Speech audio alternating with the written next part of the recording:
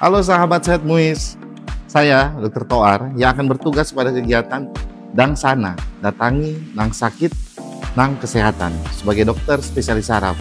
Kali ini kita akan berkunjung ke rumah pasien untuk melakukan pemeriksaan secara langsung dan memberikan edukasi ke pasien dan keluarganya. Yuk kita ke lokasi.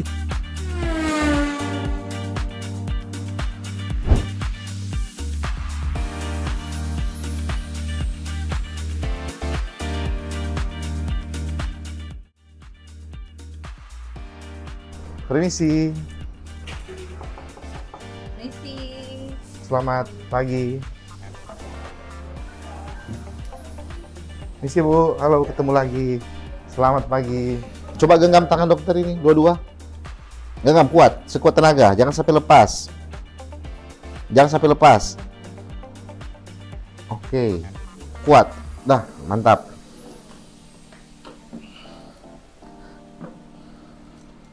Coba nggak lama. Ini kaku nggak ya? Tapi waktu bandingkan sama waktu di poli, kayaknya waktu di poli kemarin kan lebih kaku ya. Ini agak mendingan ya.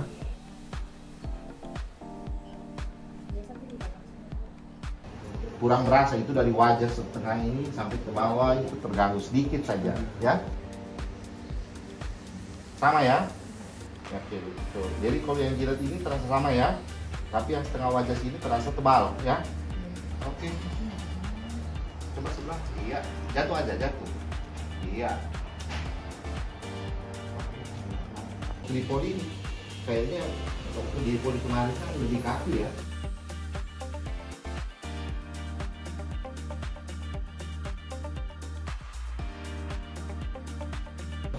Tapi gitu itu ya tak maklumi memang dia pengaruh usia, jadi saya ya Kalau dia mulai menutupi pandangan itu bisa gejala glaukoma.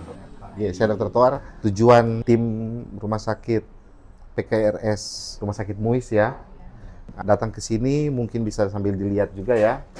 Tujuan apa, terbaca atau semuanya sedikit. Tapi ini sambil dokter menerangkan ya.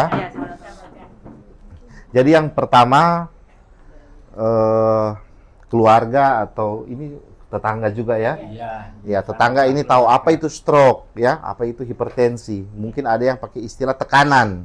Jadi bukan pakai istilah hipertensi, sama lah ya. Hipertensi atau tekanan darah tinggi atau ada yang singkat darting lah, sama ya. Itu kedua, kita memberikan pengetahuan bagaimana untuk merawat pasien ya. Karena kalau masih di rumah sakit ada perawat yang merawat. Tapi kalau udah di luar rumah sakit, udah di rumah, keluarga yang jadi perawat, ya, keluarga yang merawat pasien, ya. Minta tolong juga kadang tetangga juga ya, ya. Baru kedua, ya aktif keluarga untuk dalam perawatan, ya. Next, ya. Mungkin kita perlu tahu ya, apa itu stroke? Karena ibu itu pembuluh darah di kepala, gangguan fungsi otak. Jadi itu otak yang terganggu, ya. Bukan tangan, bukan kaki, bukan lidah yang kena, tetapi kepala, ya.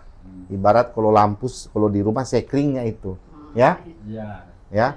Akibat aliran darah di dalam kepala terganggu. Ibarat kalau pipa, pembuluh darah itu seperti pipa, ada tekanan di dalam.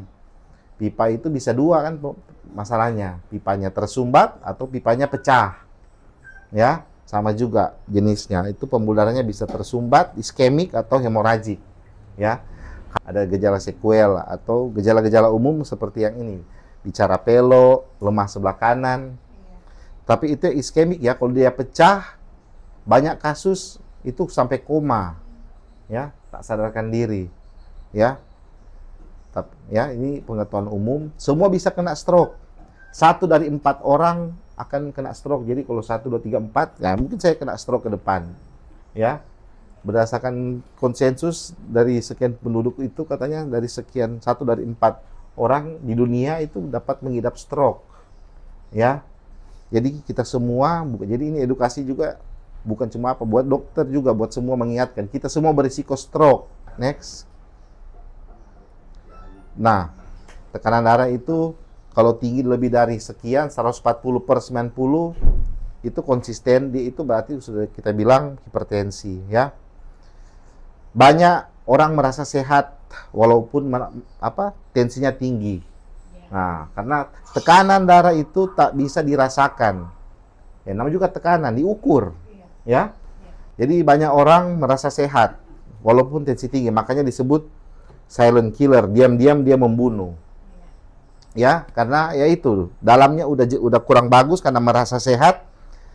Malas malas ukur tekanan darah, akhirnya suatu waktu itu muncul stroke, jantung, ginjal, ya. Jadi kita semua diingatkan juga untuk kita ukur tekanan darah rutin, ya. Oke, lanjut. Nah, apa hubungannya?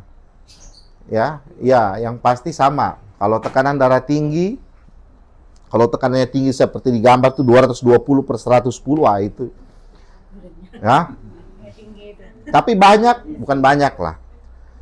Ada dan banyak tetap kalau dokter bilang. Itu ngerasa, "Dok, saya 220 tapi kayak bagus-bagus." Dan itu bilangnya kayak bangga juga. Ini biasa-biasa. Jangan, tidak boleh begitu, ya.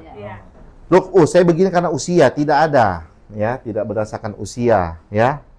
Usia lanjut banyak juga, lebih banyak lagi, banyak usia lanjut tensinya harus 20 kok, ya. Artinya tidak pakai usia, ya. Jadi itu meningkatkan risiko pecah, ya. Tekanan kalau di pipa, dalam pipa itu tinggi, ya itu kan berisiko pecah, tersumbat, ya. Sama, ya. Jadi kontrol itu mencegah stroke. Oke? Kita lanjut, ya. Mungkin ibu tidak sampai terbaring lah, ya. Masih bisa duduk, ya. Pasca stroke yang terbaring. Karena bisa ada kelemahan fisik, bisa gangguan bicara, ya. Gangguan bicara itu macam-macam. Bisa tidak bicara, tidak ngomong. Jadi pasien itu cuma bisa angkat tangan, cuma bisa pakai kode, nggak bisa ngomong, kena di saraf bicara lah, ya, kena di otot lidah. Atau pasien yang bisa ngomong, tapi bahasanya tak bisa kita tahu apa dia ngomong.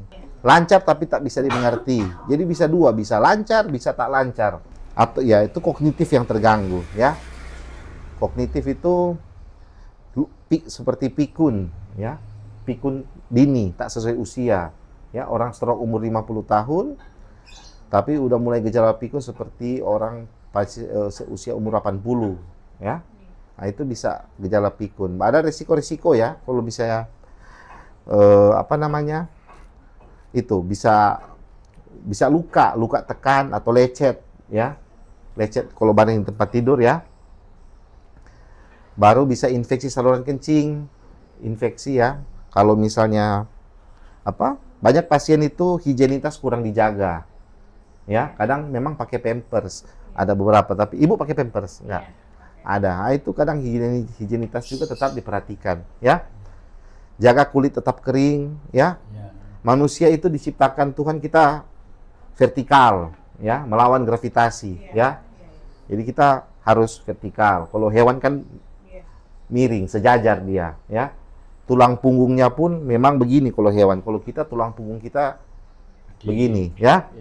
Jadi kita melawan gravitasi. Jadi kita harus usahakan tegak lurus lah, ya, dalam aktivitas sehari-hari.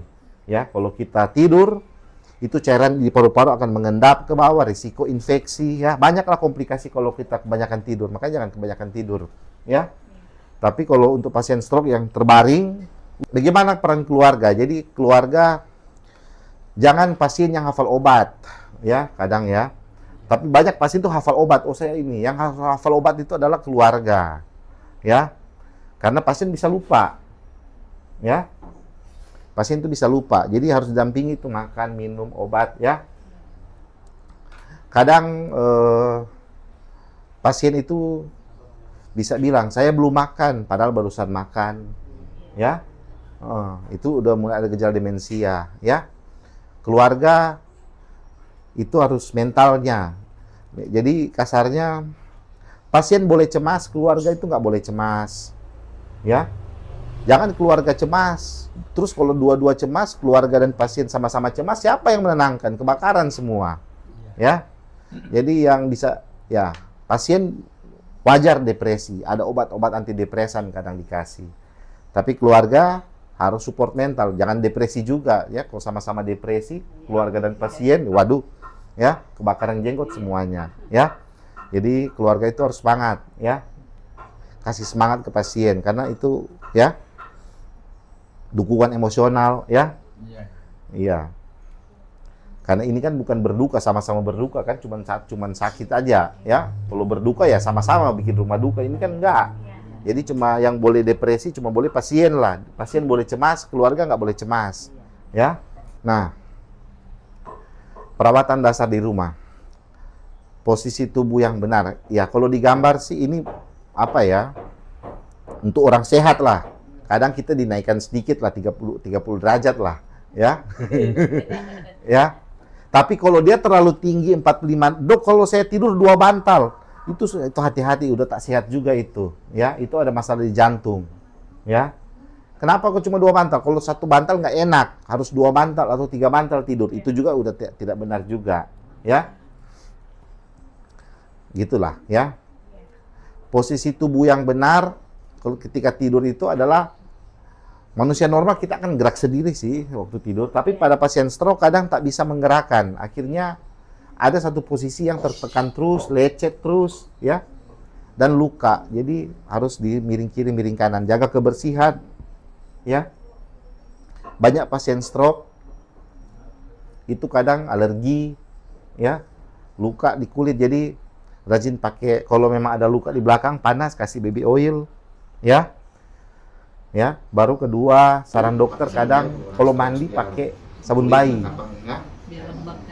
Sabun bayi itu hipoalergi yang murah. Banyak sabun-sabun tanpa alergi yang hipoalergi yang lebih mahal, tapi kayaknya kalau buat dokter yang sabun yang rendah alergi itu yang tersedia di banyak tempat sabun bayi, kan semua rumah rata-rata ada bayi. Ya, jadi bisa pakai sabun bayi nenek di rumah, ya.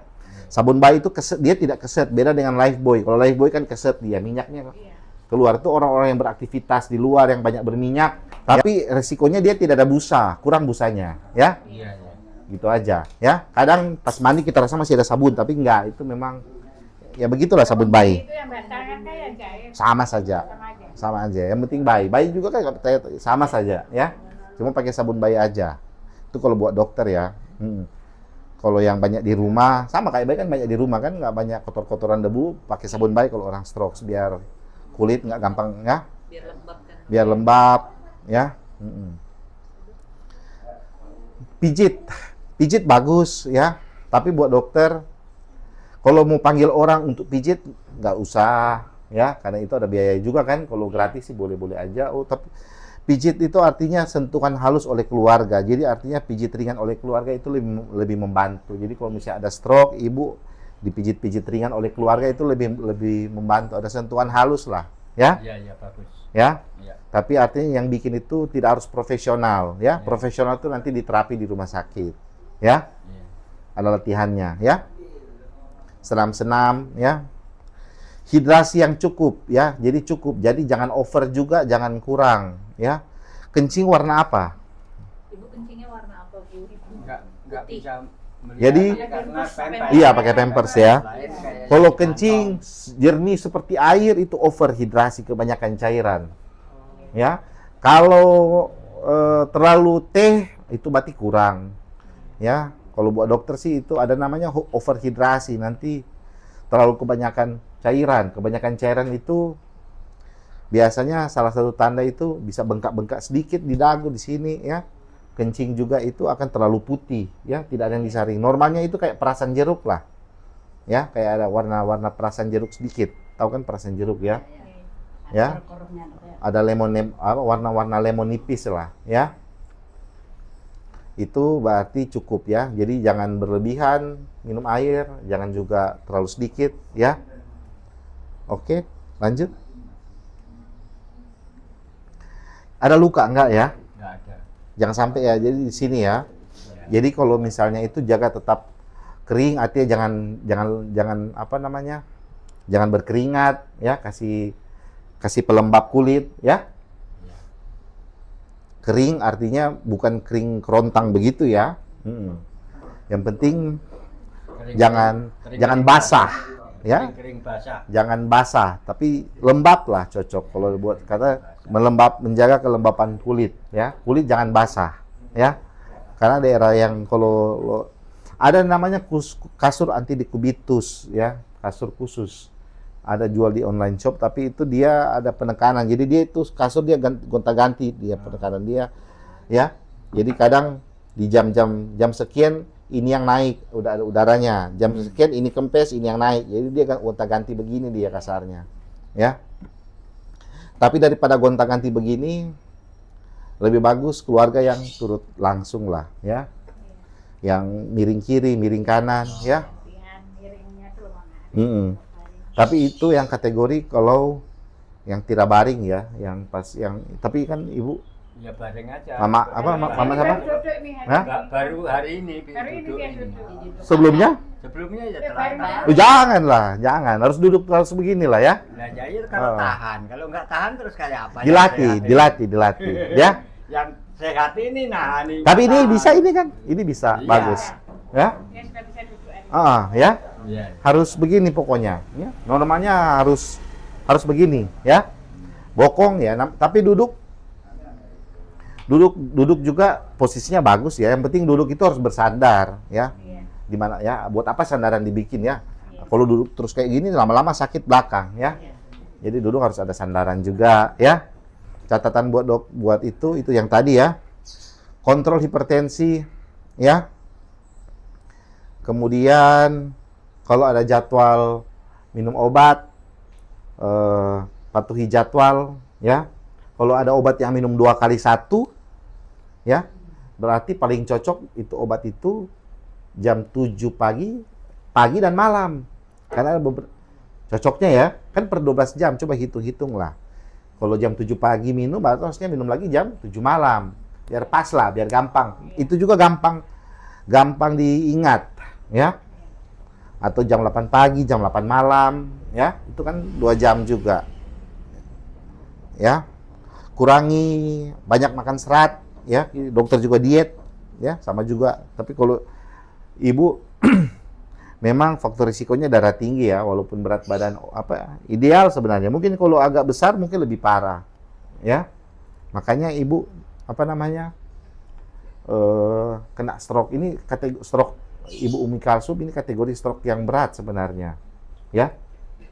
Banyak pasien sampai dioperasi ya, tapi ini enggak ya. Mungkin salah satu berat badan terjaga ya. Enggak ada diabetes juga. Waktu diperiksa nggak ada diabetes, jadi memang salah satu mungkin berat badan ya, cuma memang hipertensi ya. Tapi sekarang udah dijaga ya.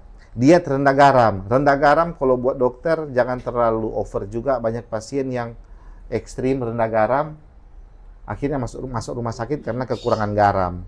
Tinggi serat ya artinya banyak makan sayur ya. Daun-daun hijau ya, sayur ya. Kalau terong sayur atau buah ya? Sayur kok. Buah, ada biji. Oh, Hah? iya dok. Tapi itulah, itu cuman apa aja ya. Jadi serat macam-macam. Zaman sekarang jelly pun termasuk serat juga itu. Itu supaya kita BAB-nya lancar. BAB usahakan tiap hari ada BAB. Ya, tiap hari BAB. Ya. Ibu Umi Kalsum BAB tiap hari? Sudah BAB. Udah kemarin sehari 2 kali kemarin 2 kali. Udah ya? Iya. Kan dari awal itu udah dikasih pencahar. Lama enggak enggak BAB. Habis itu ada orang nasihati katanya suruh ngasih makan kates. Nah. Apa itu? Akhirnya ya pepaya. Oh iya. Akhirnya ya bisa beol itu. Nah, sampai sehari 2 kali. Bikin jus pepaya lah. Ya? Wah, enggak jus-jusan atau makan lah. Ya? Saya kasari aja langsung buat itu aja. Enggak pakai jus-jusan. Ya? Ya? Yang penting pepayanya yang masak, jangan yang mengkal. Kalau mengkal jadi rujak dia. Ya? Ya? Oke, kurang lebih begitu.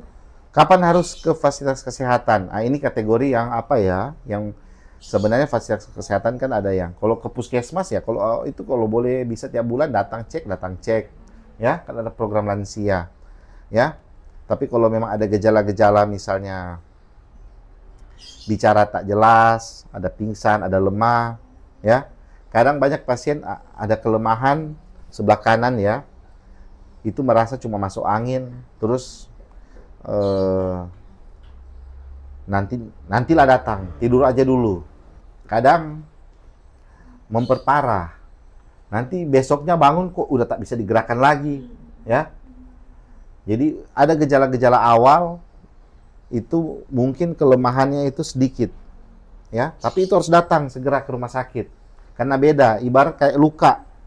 Luka kalau baru terjadi di hari pertama, kalau masih baru keluar darah, dikasih obat, sama yang udah 2 hari baru dikasih betadin kan beda penyembuhannya, ya. Jadi jangan datang nanti kalau dalam tanda kutip lukanya sudah infeksi benanak baru datang, itu udah itu, ya.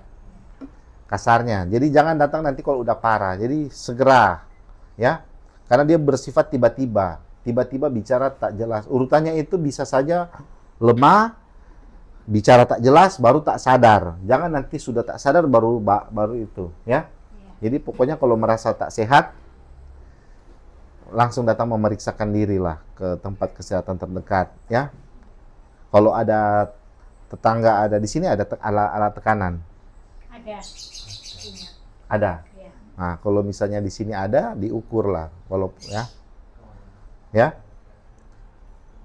Atau ada luka tak kunjung sembuh, demam, sesak nafas, nah itu apalagi demam, sesak nafas, ya. Tapi ya itulah yang disebut alat kesehatan kayak tensi gitu, itu kok berbeda-beda, Pak Mas. Berbeda, maksud saya berbeda-beda itu habis di tensi di sebelah situ sekian, tapi di tensi yang ke sebelah sini beda. Nah itu apa pengaruhnya? Apa sebab? Sebenarnya kita ambil yang angka yang paling tinggi. Jangan karena sudah di situ 200, di sini saya normal, situ salah, ini yang benar, normal. Nah itu yang salah. Kita kalau udah tensi itu memang banyak sekali kalibrasinya alat-alat, ya. Tapi kita selalu ambil berpikir yang terburuk. Jangan karena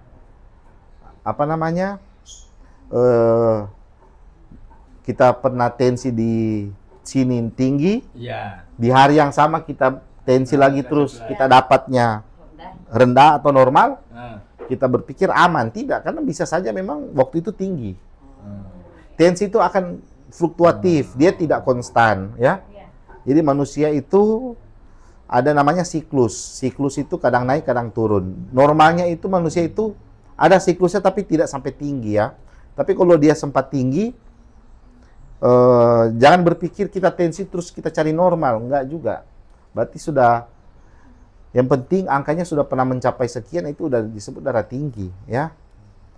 Jadi kalau memang kalibrasi alat macam-macam, ya. Kadang manual itu susah juga. Kalau manual, ya.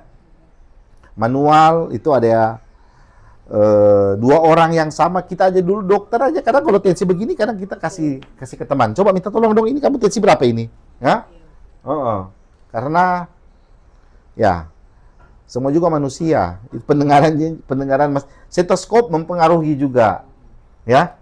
Ada tensi yang bukan zaman dulu lah, masih pakai juga zaman sekarang, ya. Pakai air raksa, pakai stetoskop. Kalau sekarang rata-rata sudah digital, ya. Digital tinggal lihat angka. Tapi kalau lihat angka kita tak bisa membandingkan. Kalau ada untung rugi lah. Namanya juga digital. Kalau di alat bermasalah, error juga hasilnya, ya. Tapi tetap kalau kita ukur udah tinggi, terima saja hasilnya. Jangan kita mencoba, di sini tinggi, saya nggak terima hasilnya, saya mau coba cek tempat lain itu normal biasanya. Jangan begitu, ya. Situ rusak itu alat itu, saya pergi ke tempat lain, normal di sini bagus. Ya, akhirnya itu jadi alasan tidak minum obat. Itu ujung-ujungnya tidak mau minum obat, ya. Kan obatnya bisa dapatkan di puskesmas kan. Kalau ada obat darah tinggi, nanti minum kontrol, karena nanti akan merasa sehat, berpikir merasa sehat, nanti akan jadi bom waktu berjalan lah, nanti kena stroke, ya. tekanan nggak bisa dirasakan. Kita harus diukur tekanan, ya. Bisa sangat tinggi, bisa rendah. Rendah itu kalau angkanya puluhan, jadi 60/40, ya. Tapi biasa, kurang lebih begitu, ya. Oke, ada lagi? Habis ya? Habis ya? Ayo, habis ya? Habis, Jadi penutup ya. Oh iya, sebab aku merasakan ini, mau kan kalau duduk terus kan ya capek juga. Iya. Makanya kalau habis, alhamdulillah. Habis juga kayaknya. Tapi Ya? enggak apa-apa, Pale. Anu kan setengah-setengah jam kan duduk. Ya sebab mulai pagi tadi. Oh, duduknya Iya. dijemur kan? Jam setengah 7 tadi Mbak Mati. Usahakan ada hiburan juga lah ketika duduk, nonton apa? Iya. Biasa pegang HP enggak? Enggak bisa. Enggak bisa micit HP. Ya? Enggak bisa Bisa micit dia HP. micit HP. Dipicit Ah. mati HP-nya. Enggak mau. Tapi dia bisa baca, tapi Oke. dia bisa pakai Android. Supaya ada kegiatan lah. Namanya manusia kan ada kegiatan ya. Iya. Usahakan kegiatannya itu sambil duduk lah, ya. Iya. Sebetulnya coba anu tak kasih kesehatan ngitung duit sebetulnya. Jadinya duit saya banyak. Alhamdulillah ada yang dihitung. Amin lah. Iya. Dia curahkan sewaan. Yang penting ada kegiatan, ya. Jangan cuman di tempat tidur lah. Kalau yang penting ada kegiatan apa kayak duduk Bisa kayak, juga kan sambil ini, ya? ini kan. Ya, Heeh. sambil main-main plastik kan. Pokoknya ada kegiatan yang tidak bosan lah, ya. Kalau bosan lama-lama stres juga, ya. Jadi ya itu tadi ini gambar-gambarnya keluarga yang penting ya. Untuk stroke, perawatan di rumah, sabar, teliti, kasih sayang. Jadi ada konsultasi rutin, ya itu aja. Udah selesai. Ada yang mau ditanya? Iya, saya terima kasih Dokter Tor. Udah ya? Dari Mbah-mbah, dari Ibu ada yang mau ditanya? Ada yang mau ditanya, Bapak? Terkait Kalau ini mungkin saya ini kan sering juga tekanan naik. Kadang-kadang ini ibunya kah? ya, oh ini 90. Oh, Insya Allah. Waduh, harusnya dokter tanya resep ini. Resep panjang umur apa? Resep panjang. Karena dokternya kita aja belum tentu sampai. Itu memang perlu. Hah? Mana pertanyaannya, Bu? Nyapa Ya, ya. Oh. sering pusing, kadang-kadang bisa sesak gitu nah. Kadang-kadang aja pang juga gitu. Kadang-kadang bisa kram juga kaki, tangan. Apa mengarah ke stroke apa enggak gitu ya, Bu ya? Ya, tapi kan ibu ini bisa aja jalan ke belakang tempat saya kan pulang ke sini. Itu rumah. Itu gimana Ini kan tuh, Dok? ini- Harusnya dokter tanya balik dulu ini, kenapa ya? Iya. Tapi kalau mau dilihat sih apa yang apa pola makan, pola hidup sih udah betul itu ya. Udah sampai 90 soalnya. Jadi sebenarnya dokter yang tanya tips-tips apa ya. Dia malah dipek loh, Nek. Kebalik, harusnya apa yang nenek bisa berikan tips-tips panjang umur. Ya, itu aja. Nenek dulu kan nenek ini cuma petani. Awalnya kan petani. Habis itu sudah kan udah dibolehkan lagi petani kalau di rumah ya sering kalau ngerumput di depan rumah.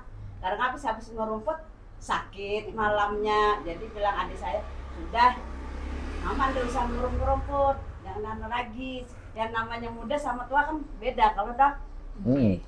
Kalau umur begini nggak pakai tongkat dari dokter sih nggak ada saran apa secara spesifik ya. Cuma saran itu aja. Kalau tensi tinggi minum obat, itu aja.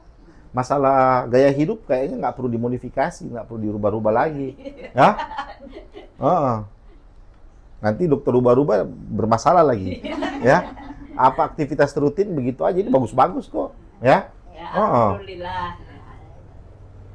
Oke, ada lagi Ya. pertanyaan? Ayo, nanya Bu, nanya. Ayo, mamanya. Itu nah ya. Ya, ini stroke juga ini dong. Nah, stroke juga Nah, dong. ini kondisi memang Ada stroke, tapi Iya, ringan kalau ya. jalan nggak bisa ngangkat ya kakinya. Kakinya Nggak dia. bisa ngangkat Lebih dia dulu jadi dia daripada esok ini. begini aja dia Ya, jalan. namanya Bawa itu susah dia. Ini ibunya sih ibu saya. Oh. kalau misalkan mau dibawa ke rumah sakit tuh maklum kan hidup hanya berdua itu aja. Mama Udah pernah cek anak habis satu. Mencari kesembuhan. Padahal stroke jujur sampai sekarang nggak bisa disembuhkan, ya. Iya. Ya. Yuk, simbolis aja ya.